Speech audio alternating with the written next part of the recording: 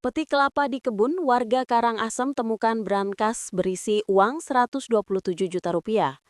Aksi pencurian terjadi di sebuah kantor LPD Desa Adat Yehtuo, Kecamatan Manggis, Kabupaten Karangasem. Uang tunai yang disimpan di dalam brankas dibawa kabur oleh orang yang belum diketahui. Peristiwa tersebut pertama kali diketahui oleh bendahara LPD yang hendak melakukan bersih-bersih pada Rabu 26 November 2025. Berselang 4 hari kemudian, salah seorang warga yang akan mengambil buah kelapa kebun mendapati adanya brankas tersebut.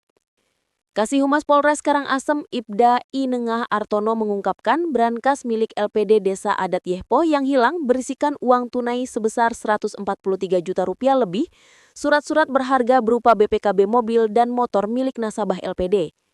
Setelah dibuka secara bersama-sama dengan pihak terkait, ditemukan jika uang tunai di dalam brankas tersebut sebesar Rp127 juta lebih, serta beberapa surat berupa BPKB mobil dan motor.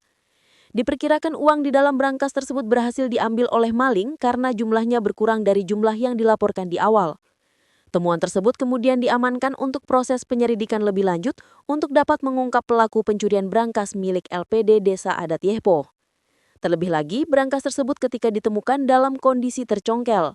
Begitu juga grendel pintu belakang kantor LPD Desa Adat Yehpo telah rusak yang diduga karena ulah orang yang tidak bertanggung jawab itu.